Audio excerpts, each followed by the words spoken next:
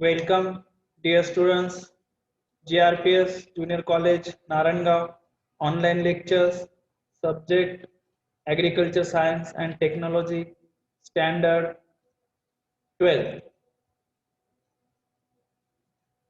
विद्यार्थी मित्रांनो, in previous lecture we are studied about greenhouse technology part first.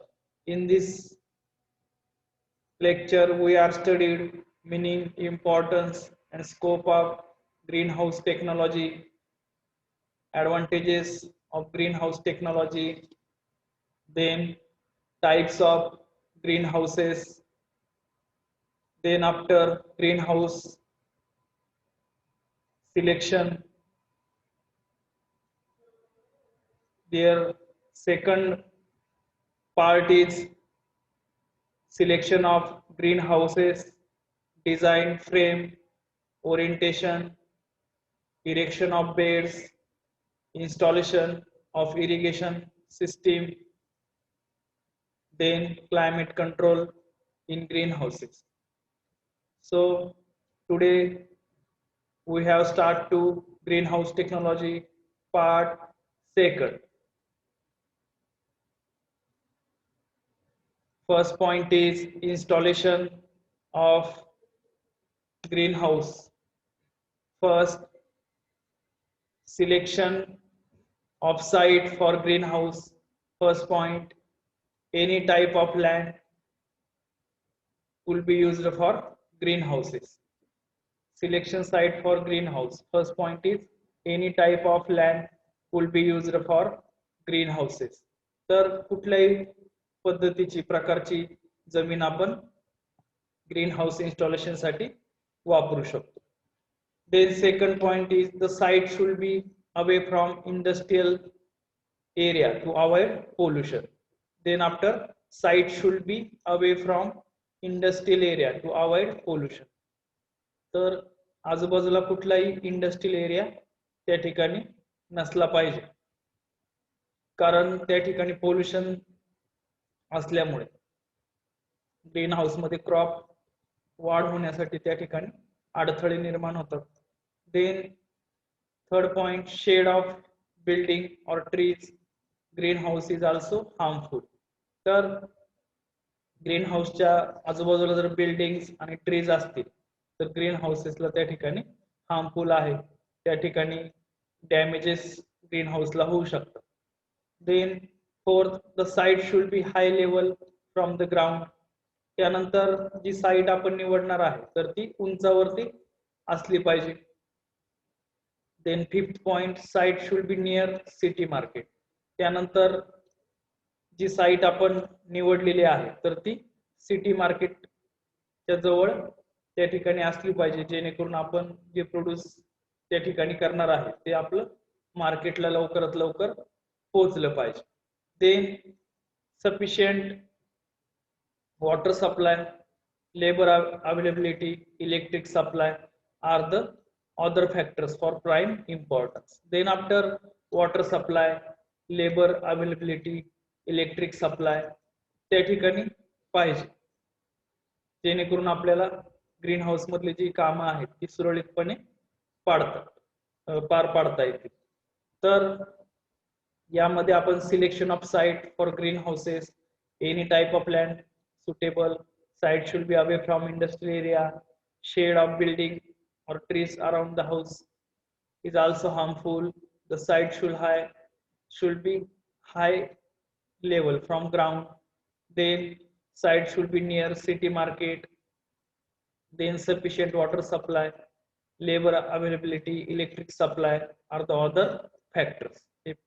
6 point आपण या ठिकाणी पाहिले. Then next point is frame design. आता फ्रेम डिझाइन म्हणजे काय, तर आपण या ठिकाणी ग्रीन हाऊस उभं करत असताना, फील्ड मध्ये त्याचं इन्स्टॉलेशन करत असताना त्याचं फ्रेम कशी असली पाहिजे, त्याचे काही कॅरेक्टर्स आहेत ते आपण या ठिकाणी पाहूयात. First, GI pipes or steel angles are used to make frames. तर या ठिकाणी फ्रेम जी तयार करणार आहे म्हणजे जे आपण लोखंडी पाईप वगैरे जे वापरतो त्याचबरोबर प्लॅस्टिक पाईप्स वगैरे त्या ठिकाणी वापरत असतो. तर GI pipes or steel angles त्या ठिकाणी आपण फ्रेम बनवण्यासाठी वापरायचे आहेत. Then frame should be light in weight. त्याचबरोबर जी फ्रेम आपण करणार आहे तर ती हलकी असली पाहिजे वजनाने. Then use easily available material. जे मटेरियल इझिली अवेलेबल आहे ते त्या ठिकाणी आपण वापरायचं आहे. Then frame should be even from all sides. त्याचबरोबर जी फ्रेम आपण करणार आहे तर ती ऑल साइड्स इवन असली पाहिजे, म्हणजे सारखी त्या ठिकाणी असलं पाहिजे. Then slope of roof should be such that water not fall on crop or stagnate on roof. त्यानंतर slope of roof should be such that water not fall on crop.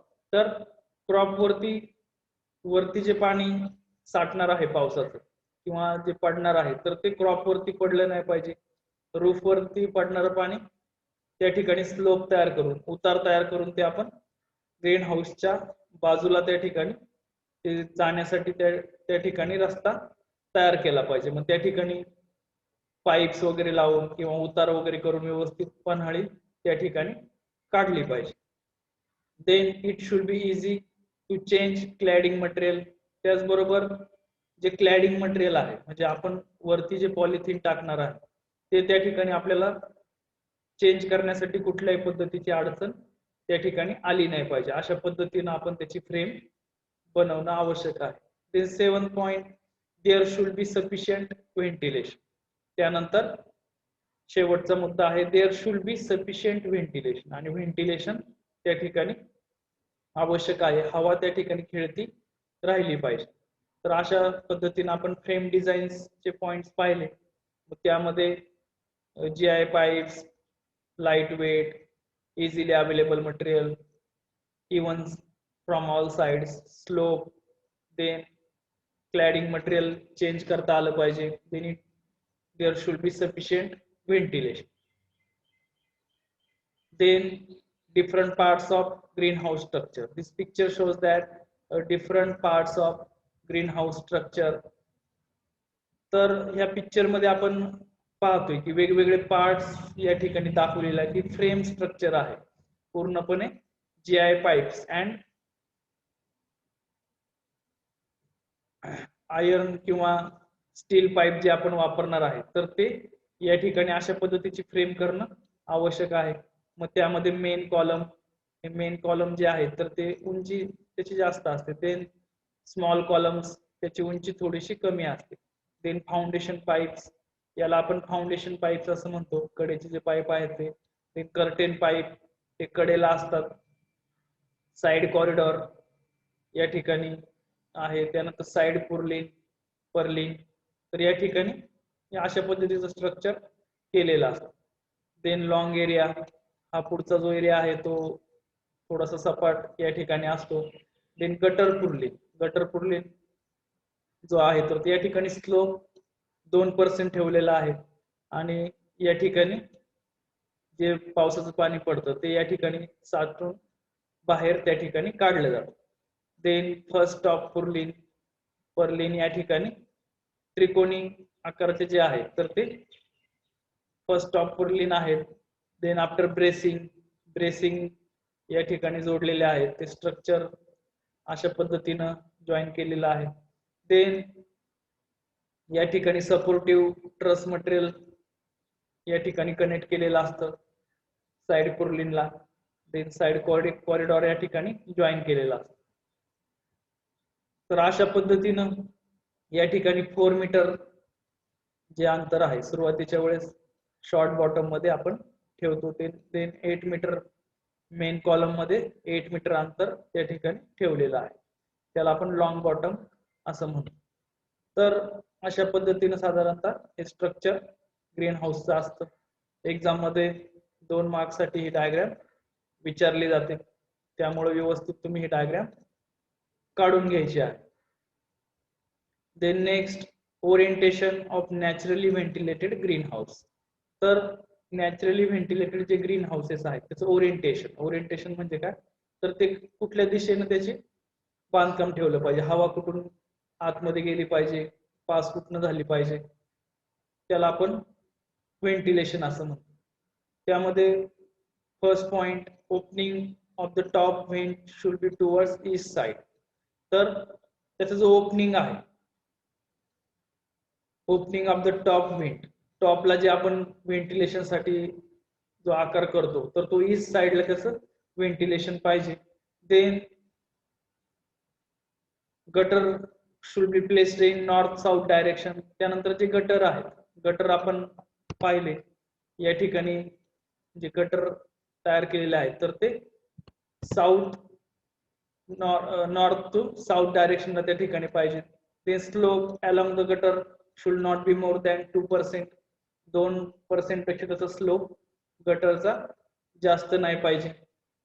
Then the slope along the gable side should not be more than 1.25%.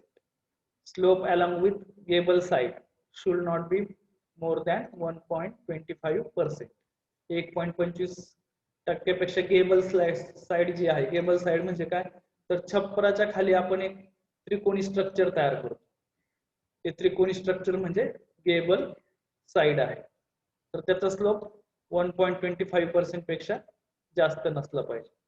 तर orientation मध्ये आपण मुद्दे पाहिले, त्यामध्ये opening the top vent should be towards east side. East साइडला त्याचं ventilation पाहिजे. Gutter should be placed in north south direction. आणि जे गटर आहेत ते नॉर्थ साऊथ डायरेक्शनला असले पाहिजेत. Then slope of gutter not be more than 2%. The slope along the gable side should not be more than 1.25%. Orientation diagram picture मध्ये आता या ठिकाणी पहा, विंड डायरेक्शन इकडनं आहे वेस्ट साइड. देन ईस्ट साइडला या ठिकाणी व्हेंटिलेशनचा त्या ठिकाणी जागा ठेवलेली आहे. ओपन व्हेंट या ठिकाणी ठेवलेली आहे. देन गटर जे आहेत तर ते नॉर्थ साऊथ डायरेक्शनला या ठिकाणी गटर तयार केलेले आहेत, म्हणजे इथून पाणी बाहेर त्या ठिकाणी काढू शकतो. Then picture shows that the typical naturally ventilated poly house NVPH. NVPH म्हणजे काय, नॅचरली व्हेंटिलेटेड पॉली हाऊसेस. तर या ठिकाणी जे पॉली हाऊस आहेत तर ते नॅचरली व्हेंटिलेटेडचं या ठिकाणी पिक्चर दिसतंय. Then after shade net house flat type for nursery. त्यानंतर शेड नेट हाऊस जे आहे तर ते फ्लॅट टाईप नर्सरी या ठिकाणी आपल्याला पाहायला मिळते इथे चित्रामध्ये. तर अशा पद्धतीचं स्ट्रक्चर या ठिकाणी नर्सरी तयार करण्यासाठी केलं जातं आणि पॉली हाऊसेस अशा पद्धतीनं फील्ड वरती दिसतात. Then erection of beds for raising crops. तर आता आपण पॉली हाऊस ची माहिती पाहिली, कशा पद्धतीने त्याचं फ्रेम डिझाईन स्ट्रक्चर केलं पाहिजे. Then after erection of beds for raising crops. Erection of beds म्हणजे काय तर आपण बेड कशा पद्धतीने केले पाहिजेत, कुठले स्ट्रक्चर बेड मध्ये त्या ठिकाणी बसवले पाहिजेत ते आपण पाहूया. First point, cut flowers are generally produced on the ground whereas potted plants is produced on stand. तर या ठिकाणी कट फ्लावर जे आहे म्हणजे फ्लावर्स, त्यामध्ये रोजेस, कार्नेशन वगैरे, are generally produced on ground, जमिनीवरतीच बेड तयार करून आपण ते त्या ठिकाणी लावू शकतो. त्यानंतर potted plants are produced on stand. किंवा जर पॉटेड प्लांट्स असतील म्हणजे कुंडीमधली जी झाडं असतील ती स्टँड वरती ठेवणं आवश्यक आहे. मग त्यासाठी आपल्याला लोखंडी स्टँड आपण पॉली हाऊस मध्ये करतो. Then second point, when plants are grown on ground it is absolutely necessary to sterilize the soil before planting a new crop. त्यानंतर जर प्लांट आपण पॉली हाऊस मध्ये जमिनीवरती लावणार असेल तर तिथली जी माती आहे ती स्टेरिलाइज करून घेणं आवश्यक आहे. Then satisfactory sterilization can be achieved by using either chemical or steam. आणि चांगल्या पद्धतीचं जे स्टेरिलायझेशन आहे ते आपण केमिकल किंवा स्टीम वापरून ते करू शकतो. The fourth point is the process is however cumbersome and time consuming. आता ही जी प्रोसेस आहे तर ती cumbersome आहे, म्हणजे थोडीशी अवजड आहे आणि टाइम कंझ्युमिंग आहे. म्हणजे यामध्ये स्टेरिलायझेशन वगैरे करण्यासाठी खूप वेळ लागतो.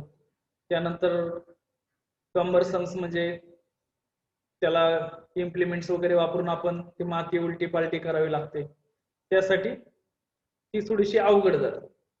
Then fifth point, so in the recent years greenhouse growers have switched over to soil-less growing media, either in polythene bags or in tubs. तर या ठिकाणी आता ही प्रोसेस थोडीशी अवजड असल्यामुळे स्टेरिलायझेशन, तर जे पॉली हाऊस मध्ये आता शेतकरी प्लॅन्टिंग करतात तर ते सॉइललेस मीडियाचा त्या ठिकाणी वापर करतात. सॉइललेस मीडिया म्हणजे त्या ठिकाणी कोकोपीट वगैरे यांचा वापर करून कुंड्या तयार केल्या जातात, ट्रफ्स तयार केले जातात आणि त्या ठिकाणी क्रॉपची लागवड केली जाते. Then it is always advantages to grow pot plants on benches. त्याचबरोबर जे पॉट प्लांट आहेत म्हणजे कुंडीमधली जी प्लांट्स आहेत ते बेंचेस वरती आपण त्या ठिकाणी पॉली हाऊस मध्ये मांडणं फायदेशीर आहे. Then benches can be either fixed or movable. त्याचबरोबर जे बेंचेस आपण तयार करतो म्हणजे लोखंडी बेंचेस आपण पॉली हाऊस मध्ये तयार करतो तर ते एकतर फिक्स्ड पाहिजेत किंवा मुव्हेबल पाहिजेत. With fixed benches we can use 60% of the greenhouse space, whereas with movable benches we can utilize approximately 80 to 85% of the covered area. तर यामध्ये जर फिक्स्ड बेंचेस आपण केले तर फिक्स्ड बेंचेस मध्ये 60% एरिया पॉली हाऊसचा आपण कव्हर करू शकतो आणि मूव्हेबल बेंचेस केले तर approximately 80 to 85% of the covered area त्या ठिकाणी आपण युटिलाइज करू शकतो. तर अशा पद्धतीनं erection of beds for raising crops या ठिकाणी आपण पाहिलं.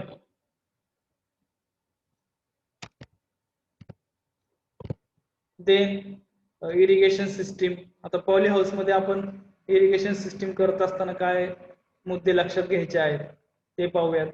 First, watering in green houses can be done through sprinkler and drip system. तर ग्रीन हाऊस मध्ये वॉटरिंग करण्यासाठी आपण एकतर स्प्रिंकलर इरिगेशन किंवा ड्रिप इरिगेशन हे दोन त्या ठिकाणी पर्याय आपल्याला उपलब्ध आहे. Then sprinkler can be used in early stage of crop growth. त्यामध्ये स्प्रिंकलरचा वापर आपण early stage of crop growth, early crop growth stage मध्ये आपण ते वापरू शकतो. Drip irrigation can be used in almost all stages of the crop growth. आणि ड्रिप इरिगेशन जर असेल तर सर्व स्टेज मध्ये आपल्याला ते वापरता येतं. Drip can be used in almost all stages of the crop growth.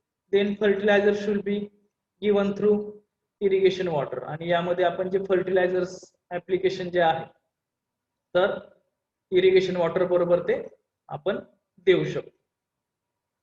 Then climate control in green house. Climate control in green house. तर ग्रीन हाऊस मध्ये आपल्याला क्लायमेट कंट्रोल त्या ठिकाणी करता येतो. मग त्यामध्ये the components responsible for plant growth is light, temperature, CO2, carbon dioxide, humidity and air circulation can be control as under in green house. तर ग्रीन हाऊस मध्ये आपल्याला हे सगळे जे फॅक्टर आहेत ते आपल्याला कंट्रोल करता येतात. Light, temperature, carbon dioxide, humidity and air circulation. First point is climate control मधला जो फर्स्ट पॉइंट आहे तो आहे ventilation. For natural circulation of air keep the sides of green house open during day time. तर या ठिकाणी ventilation मध्ये for natural circulation of air keep the sides of green houses open during day time. तर दिवसाला आपण त्या ठिकाणी green हाऊसच्या ज्या साइड्स आहेत त्या एअर सर्क्युलेशन साठी ओपन ठेवू शकतो. Then temperature control, use of fan and pad system, exhaust hot air out and using sprinkler fogger temperature will be control. तर टेम्परेचर कंट्रोल साठी आपल्याकडे फॅन अँड पॅड सिस्टीम आहे.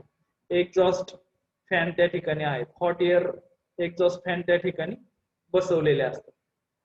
त्यामधला आता फर्स्ट पॉइंट आपण या ठिकाणी पाहूयात, cooling. Cooling of greenhouse is necessary when the outside temperature goes beyond 30 degrees Celsius.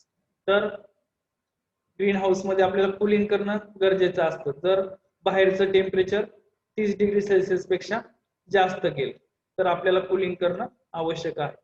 Depending upon the cladding material and the ventilation, inside temperature remains 8 to 10 degrees Celsius higher than that the outside temperature. तर या ठिकाणी क्लॅडिंग material म्हणजे आपण material कुठलं वापरलेलं आहे पॉलिथिनचं त्यावरती त्या ठिकाणी टेम्परेचर ठरतं. Temperature remain 8 to 10 degree Celsius higher than the outside temperature, आणि बाहेरच्या टेम्परेचर पेक्षा 8 ते 10 डिग्री सेल्सिअस टेम्परेचर आतमध्ये जास्त पाहिजे. Then second point is heating. Heating is required in places where the winter temperature is very low. Heating कधी आवश्यक आहे, जर विंटर टेम्परेचर खूप कमी गेलं तर त्या ठिकाणी हीटिंग करणं आवश्यक आहे. Green houses can be heated with the help of oil burners, hot water, steam और इलेक्ट्रिक हीटर. तर त्या ठिकाणी आपण ऑइल बर्नर्सचा वापर करू शकतो. देन हॉट वॉटर, स्टीम त्या ठिकाणी पॉली हाऊस मध्ये वापरू शकतो. देन इलेक्ट्रिक हीटर्स त्या ठिकाणी आपण ग्रीन हाऊस मध्ये आपल्याला वापरता येतात.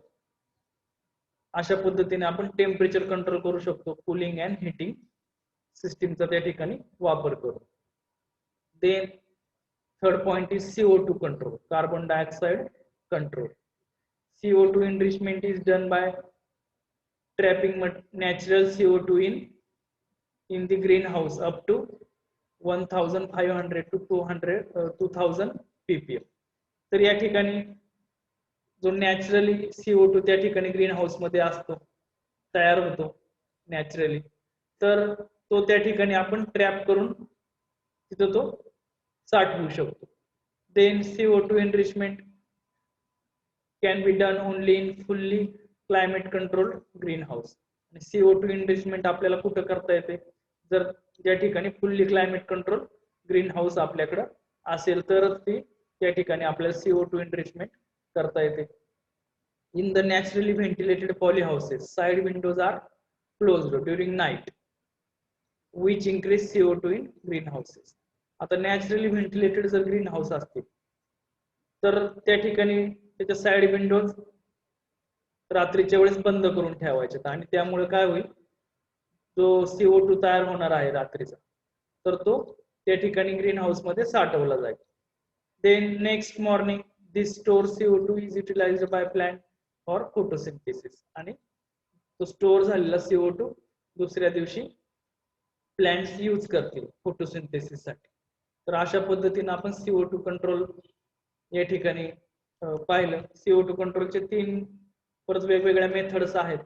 त्यामध्ये फर्स्ट एनरिचमेंट ऑफ CO2.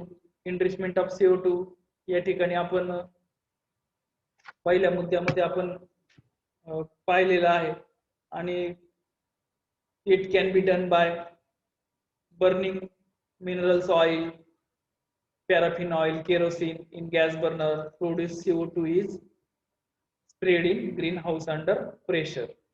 तर जे मिनरल्स ऑइल्स वगैरे जे आहेत त्याचं त्या ठिकाणी बर्निंग करायचं आणि एनरिचमेंट ऑफ CO2 त्या ठिकाणी आपल्याला करता येतं. Then second B point, use of liquid CO2.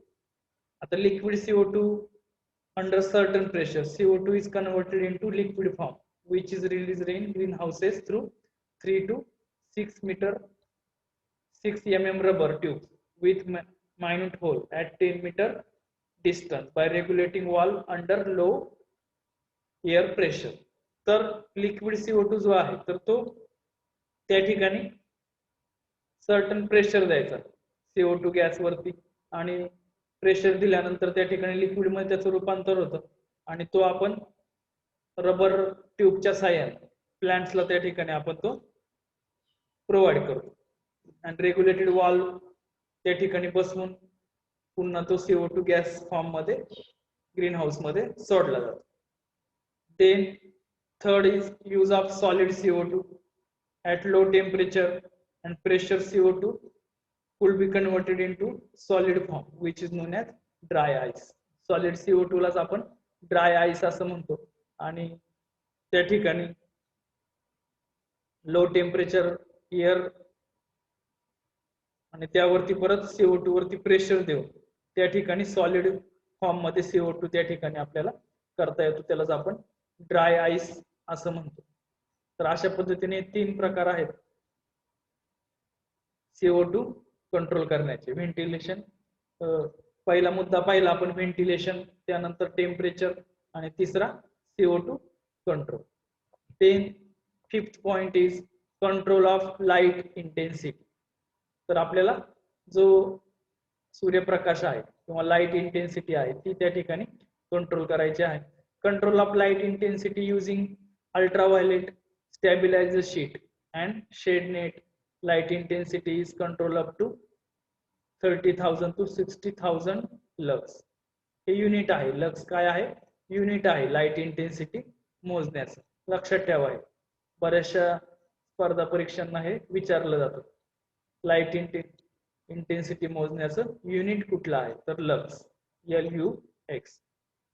तर लाईट कंट्रोल मध्ये आपण using ultraviolet stabiliser sheet and shade net. Shade net आणि अल्ट्राव्हायलेट स्टॅबिलायझर शीटचा वापर करून आपण लाईट इंटेन्सिटी कंट्रोल करू शकतो. कुठपर्यंत?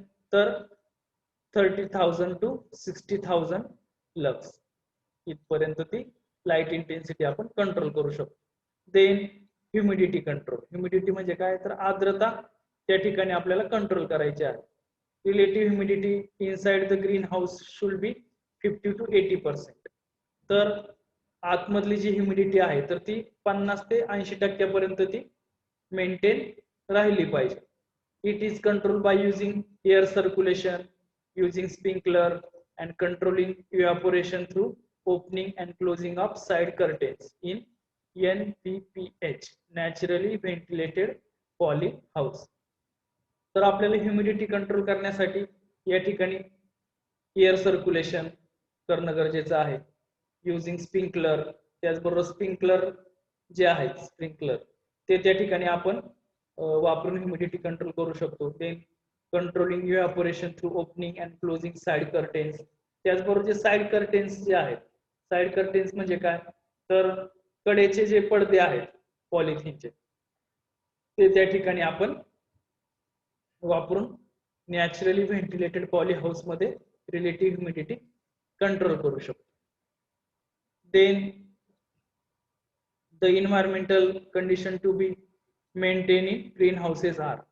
तर या ठिकाणी आता ज्या इन्व्हायरमेंटल कंडिशन आहेत, क्लायमॅटिक फॅक्टर्स जे आहेत त्याचे काही पॅरामीटर्स, ऑप्टिमम कंडिशन्स दिलेले आहेत. त्यामध्ये first climatic factor temperature range, तापमानाची जी रेंज आहे during day time 28 to 31 degree Celsius. तर दिवसा ग्रीन हाऊस मधलं जे तापमान आहे तर ते 28 degree Celsius to 31 degree Celsius त्या ठिकाणी असलं पाहिजे. Then during night time 15 degree Celsius to 18 degree Celsius, 15 ते 18 degree Celsius during night.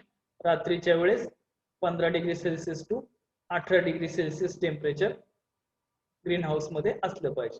Then relative humidity 60 to 70%. जी आर्द्रता आहे ती आर्द्रता 60 ते 70% त्या ठिकाणी असली पाहिजे.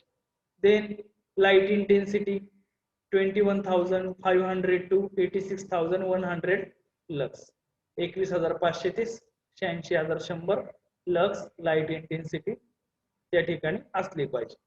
तर हे पाहिले आपण environmental condition to be maintain in green houses. Then तर आज या ठिकाणी आपलं जे सेकंड लेक्चर आहे ग्रीन हाऊस टेक्नॉलॉजी त्यामधलं सेकंड लेक्चर आपण आज पाहिलं. त्यामध्ये आपण